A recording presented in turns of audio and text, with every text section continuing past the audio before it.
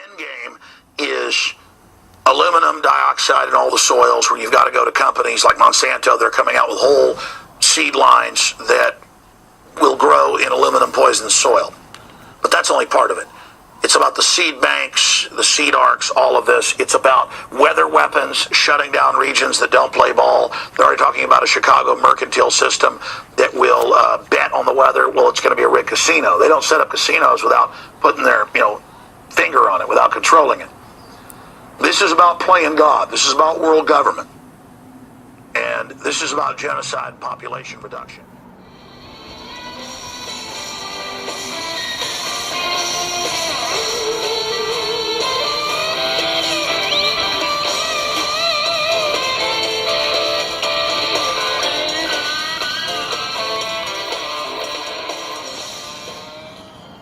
Statement was that it's criminal, and whoever's doing this should be charged with a criminal act. That this could kill thousands, if not millions, of people eventually. I mean, if you're inducing Alzheimer's disease on a worldwide scale, and you're inducing a number of diseases just from breathing it. I mean, within the lungs, you produce asthma, you produce chronic lung disease. People who have pre-existing chronic lung disease will precipitously get worse, because aluminum, as it enters the epithelium of the lungs, is going to produce intense inflammatory reactions, and that's going to produce a worsening of their pulmonary conditions. Also, the aluminum is absorbed into the bloodstream, can be deposited in the heart. People with heart failure would get worse. People with hypertension would get worse. Numerous diseases could be precipitated and worsened by such an insane policy. But it is criminal. It's a criminal act. Yeah, no doubt. No one was asked permission to do this. This was not announced publicly. This was not entered into a public forum, so these health issues could be discussed. They just secretly have done it on a worldwide scale of an enormous proportion. So if you control how much food there is, or its availability, through things like the weather, or using the weather as a strategic tool militarily, you can, dramatically influence what's going on in a country. And by doing that over and over again, sequentially through a region, it's possible that you can change the political spectrum over an entire region by doing this over and over again. Maybe even do it over a much wider region, create so much instability that you're able to come in and say, oh, we have these wonderful fast-growing crops, genetically modified, and this you'll have something to eat in less than 3 weeks, and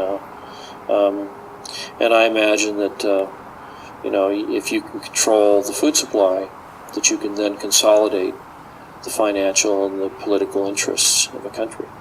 Could predicting the weather enable a group or specific entity to profit from that knowledge of knowing what type of weather or weather pattern will be? Absolutely. That's what all commodities are driven by. They're driven by predicting the weather, how the weather will be in a certain location, and that directly is correlated to the price of that commodity. Absolutely. There's no doubt.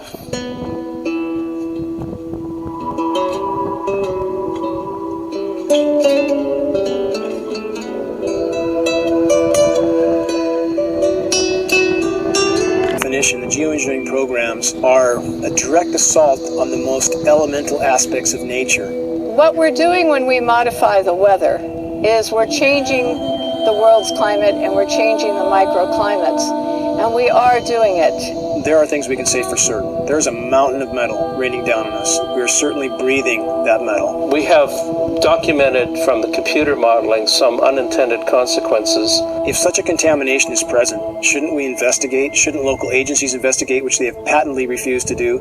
There's no question that large-scale climate engineering is untested and dangerous.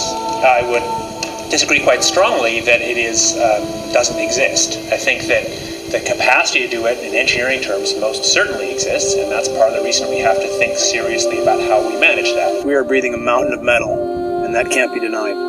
If geoengineering continues and the weather manipulation continues and genetic modification continues overtaking, we're going to lose our ability to grow good, nutritious food. We are going to lose our ability to thrive. I personally consider this ongoing toxic dumping into our atmosphere to be, along with nuclear radiation, the most dangerous threats to our health and to our environment.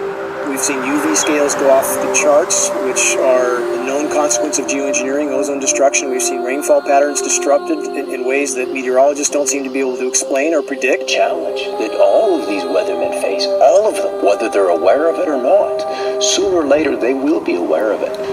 And I went through a period after the epiphany of, how did I not see this sooner? How? I mean, seriously, I'm supposed to do this for a living. How did I not see this?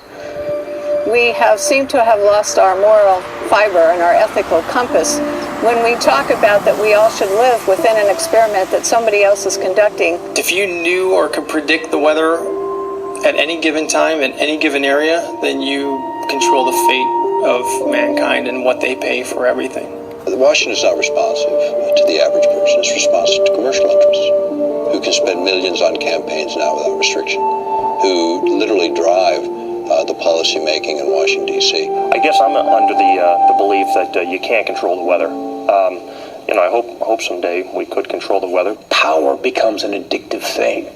We're taking what the Creator has created, usurping His authority, and bringing it under the authority of corporations. I'm worried that one person or one group would try to have that much leverage over the whole planet. I don't believe that anybody has the right to play God, especially when they're putting particles and chemicals into the atmosphere, which there's unintended and consequences that are known. We don't know it all. We cannot assume the role of Creator without dire consequences. What's going on?